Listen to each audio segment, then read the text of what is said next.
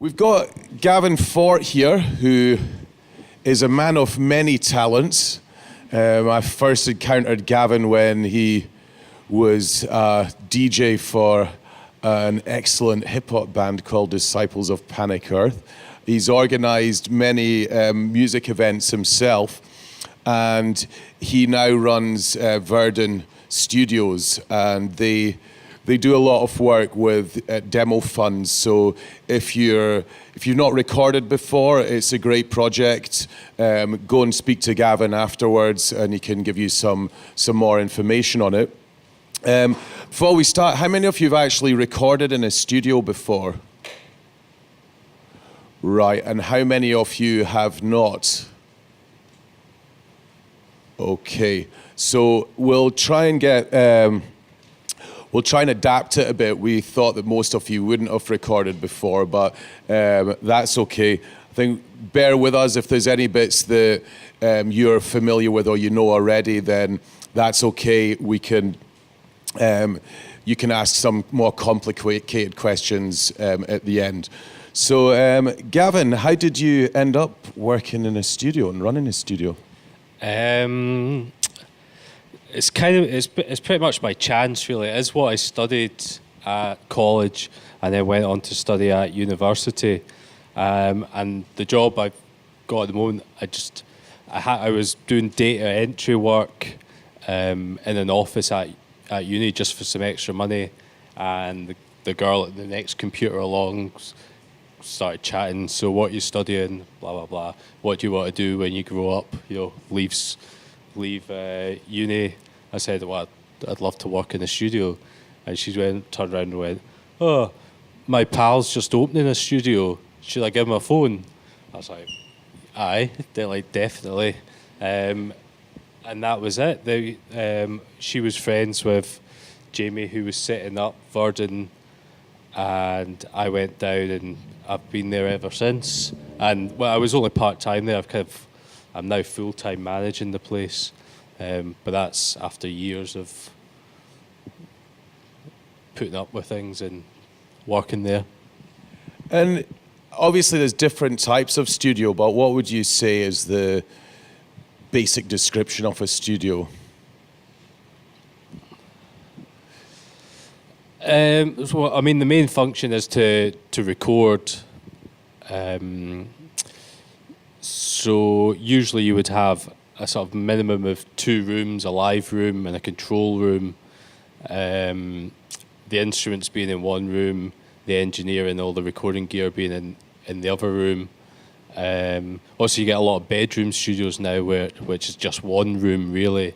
And if you're doing it that way, you need to sort of use various techniques to sort of try and get some separation and dampen the sounds. So you're already getting the jargon in there. Yes. So in terms of, one of the things we discussed the other day was that you felt that there often acts came to the studio to record and they weren't ready for it yet, or they hadn't prepared properly for it yet. So what kind of preparation should people make before they do go into the studio? Well, there's sort of 2 things, I think. I think going into the studio and doing recording, you should sort of integrate that into the development of your band or your act, so that you aren't practicing all the time, having never been in a studio. Then you come to make, you save up your money to make the album or your EP, all your eggs in that one basket, and you've no experience of it. So I think it's good practice to sort of do recording sort of regularly as part of the growth of your act. Because the problem we've had, well, it's a problem for us, and it turns out it's been a problem for the band as well, that they're just not ready to record properly. They don't know their songs that well. Which is fine if if that's it's just a demo session, but if that's your actual EP or whatever, you've got high hopes for that recording, then it's a bit of a waste.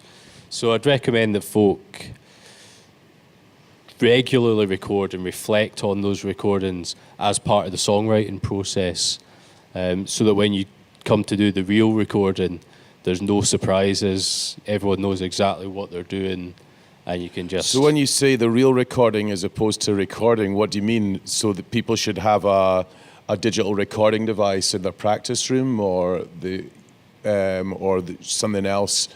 What's the difference between the real recording and the recording you're referring to there? Well, yeah, anything. I mean, I think having just recording on your phone or something like that, or on a wee handheld thing like I've got here, you might not be able to see it in front of the projector. Something like that in the rehearsal room will help you with the songwriting, and you can listen back and go, actually, this song's not as good as we think it is. Just because we're playing it really loud, it sounds like it rocks. But so it helps you with songwriting. Maybe we lose that verse, move that chorus about. So I would say that's the first kind of stage. Then maybe if you want to come in and just do a sort of a rough demo, so that you've got the feel for being, because playing in a studio is different from playing live. You know, quite often you'd all have headphones on. Some people have never sang or played with headphones on. They're used to just being on stage and everything cranked up. So there's a lot of different kind of things to get comfortable with. And when you go into the studio, are there different approaches? I take it that some people will prefer to record everything when they're playing together if the studio allows that, but others will have to record their part individually and then it gets built up.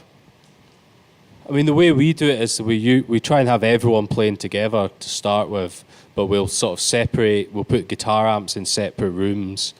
So you're all in the one room with the drum kit, but you're all wearing headphones. So instead of you standing in front of your amp getting that blasted in, you get the sound fed to you through the headphones. And we sort of do a rough track. Well, you record that, and because everything's recorded separately, you can then replace whatever you want. So you could scrap those guitar parts and re-record them again at a later date or later that day when the guitars can really just concentrate on. And at that stage, they could have the amp there if that makes them more comfortable. And in terms of looking for a studio, if you've not recorded before, have you got any suggestions in the type of place people should be looking at to take their first steps? Yeah, well, I would recommend just doing recording yourself in the practice room. Maybe then go to one of the colleges, find someone your sort of similar age or that's studying one of those courses and do some recording there, because that's all free, and it's good experience for you and them, and you're going to learn a lot about the way it works, and it's not got you've got a lot more time to play with there, and then once you've done that, you're going to have a much better idea of how you want to then go forward with that. You'll know what worked, what didn't work, what the good experiences were, and what you want to avoid in the future when it's your own money. And how much does it cost? I mean, how much would it cost to come and record at Verdun? What would be a rough price? Our sort of standard rate for recording is £30 an hour, but we've got quite a few deals aimed at sort of bands and musicians. At the moment, well, our one-day deal, which is just coming in for 1 day to record a demo, that's £150. But at the moment, it's down to we're doing it for £95 at the moment, just as a kind of offer. And what does that get you? Do you get, if someone needs to borrow an amp or a guitar, does that cost extra, or is that in there with the price? Well, it includes an engineer, the rooms. We've got a whole variety of amps and instruments to use. We've got a drum kit we use just for recording, so it's not one that's getting battered. by folk practicing every day. Yeah, so we've got all that stuff. I mean, it's always a good idea to sort of bring your own instrument along.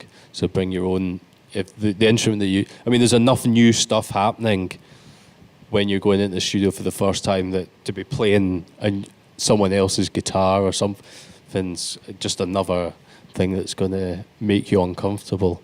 But we've certainly got instruments that you could use and amps.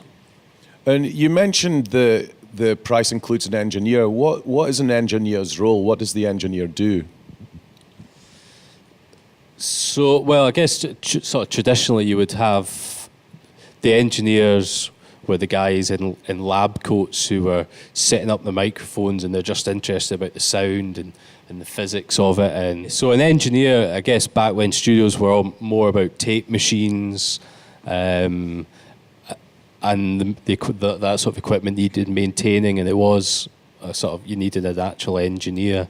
But so, I mean, an engineer will set the mics up, set the levels, make sure that nothing's distorting, that all the technical side of it, basically, that you get a good, clean recording. That's traditionally their role. But I guess it kind of overlaps a wee bit with the role of a producer as well. So what does the producer do? So the producer would be, if you had an engineer and a producer, the producer would be dealing with the artist, all the creative stuff, and the engineer would just be left to do the technical stuff. So the producer's dealing with the people, and the engineer's dealing with the equipment, essentially. So, I mean, we find ourselves having to do both, really. So, I mean, it's good if you are coming in to record that you get to sort of, I mean, it's always good for us if we've heard you before or have any idea what kind of music you're playing, so that we can at least chip in a bit of our own kind of... So how would you suggest artists go about that? Do you ask them to send you just a rough recording they've made, or send you a link to a video that they've made? Is there maybe from them playing live, or do you ever go a gig by an act before you actually record them? Yeah, I mean, all of those things, the easiest for us is that they come and rehearse at the studio, and we can go in and sit and have a listen to them. I mean, with our demo project, that's what we do. We go in the room and we can sit and we can do very rough recordings, and we can sit and have a listen to them, help them say, well, maybe that song's not as strong as this song, and out of all of your repertoire, maybe you should concentrate on doing these songs. And especially for a demo where you want to kind of get across the breadth of your act's sort of ability.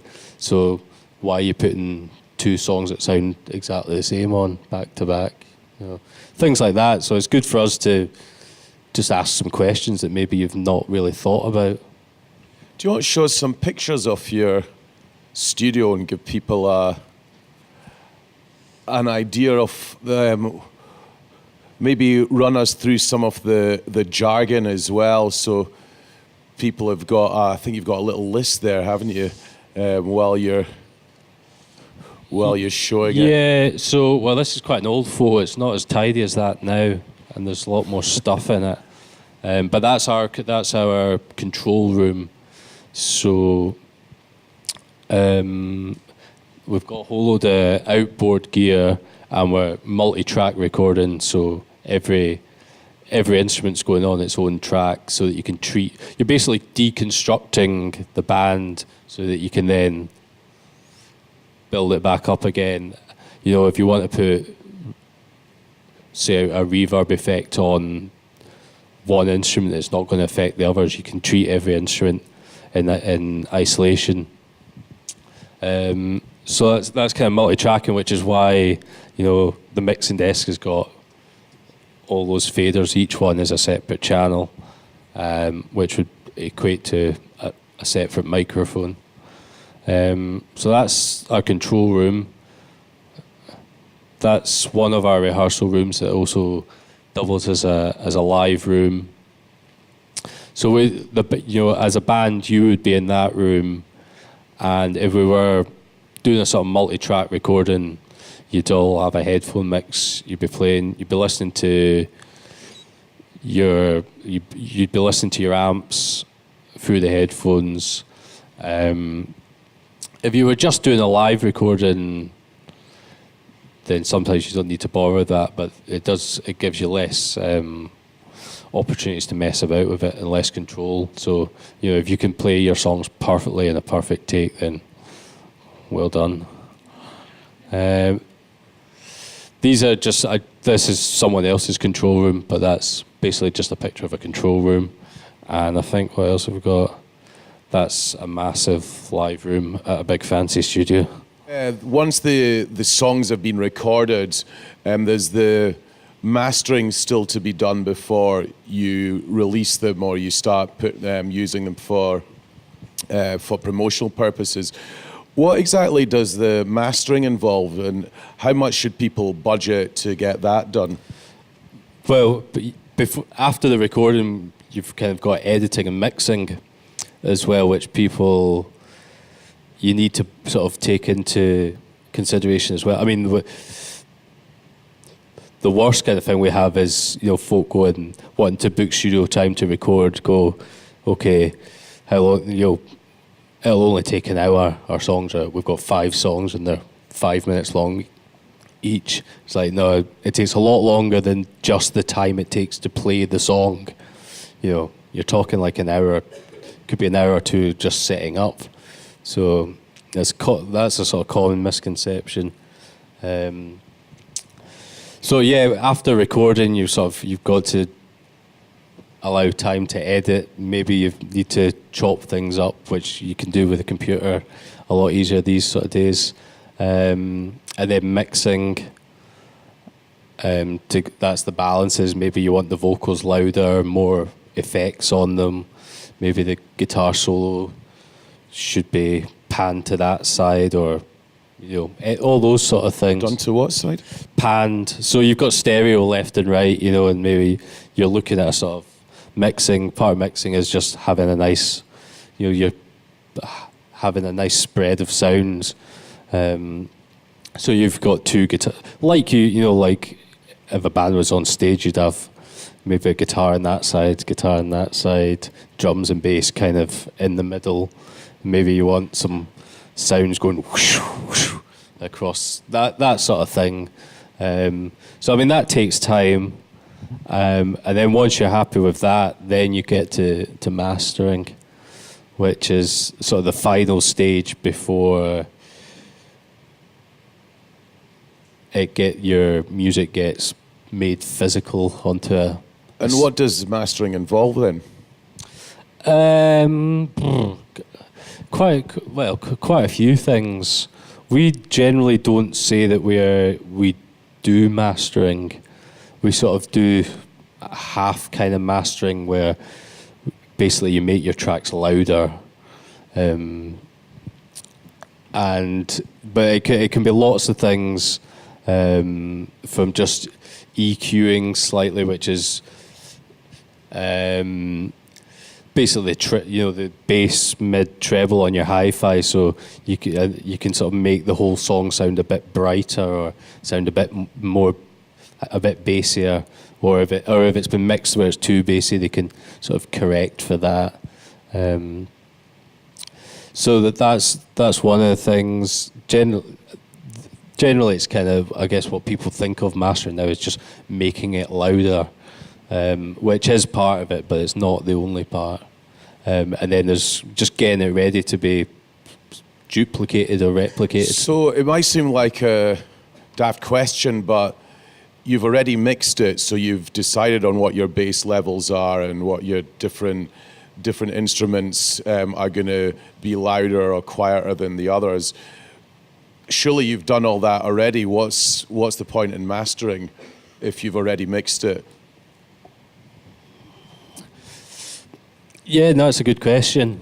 It's just a sort of... You have an answer in 2 sentences.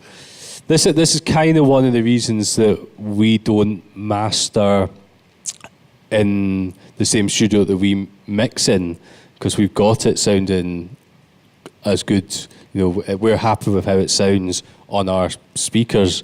So you send it off to a mastering engineer they don't do mixing. They've just got a room with amazing speakers, and they've got an amazing set of ears. And sometimes they might not do anything. If your mix is good, they might not do that. But do they still charge you?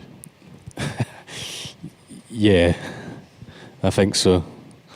Yeah, I mean they do other stuff as well, but I would take it as a compliment if they didn't do anything.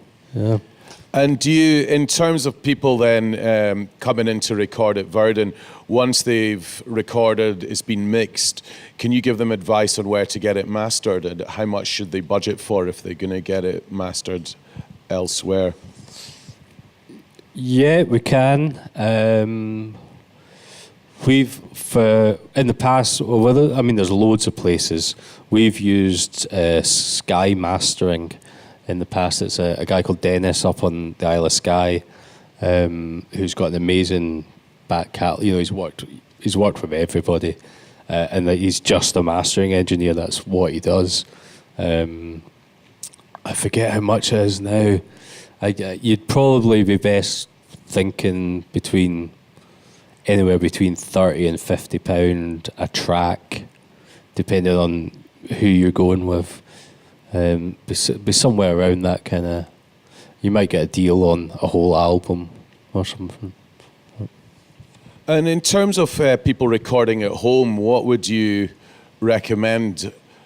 There's various different software packages if people are maybe wanting to record electronic music that doesn't require lots of live instrumentation. Are there any particular programs you would recommend to get started with? The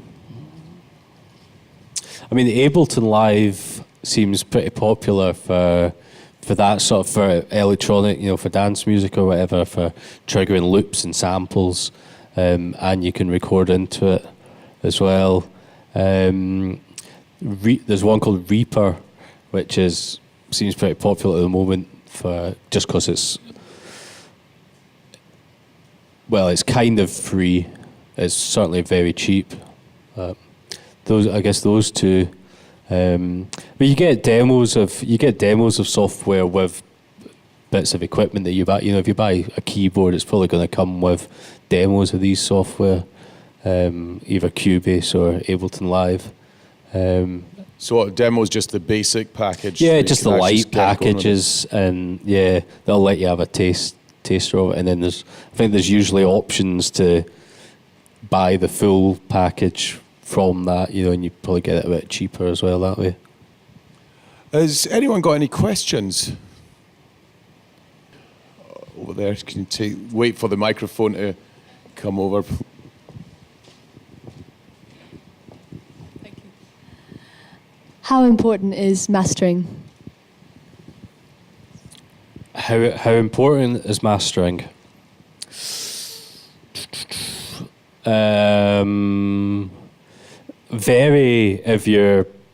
Depends what you want to do with your music. If you're looking to sell it, I would say it's essential. If it's a demo, maybe not as essential. But yeah, it's often described as a black art. Nobody knows what it is or what they do. So it's a kind of what they do and why should I give them any money? But if you've spent a lot of time, effort, money, pouring all everything into your work, then to sort of skimp at the last stage of just putting the icing on the cake is silly. Okay,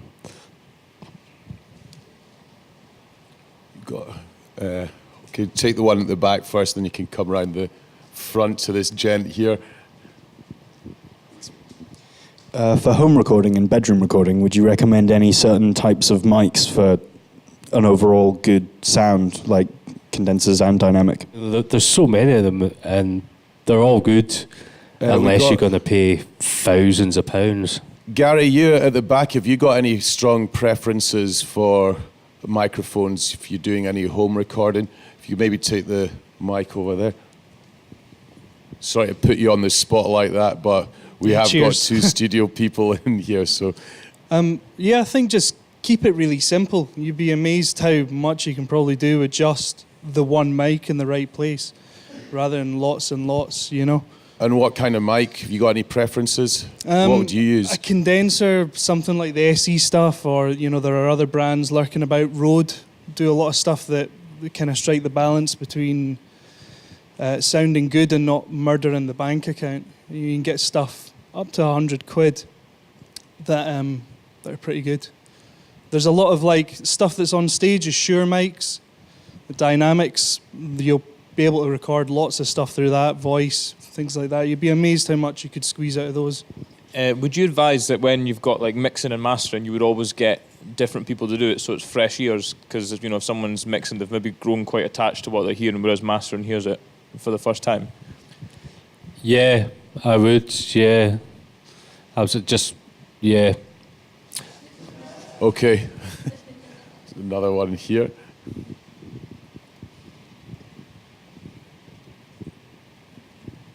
What's your opinion on the Behringer equipment? Sorry, could you repeat The that? Behringer equipment. What's your opinion on Oh, it's great. It's great. I mean, it's great entry-level, affordable equipment. They've got a sort of reputation for it. I mean, it's just cheap and it's great for getting started. And some of the bits of kit are really good or are good.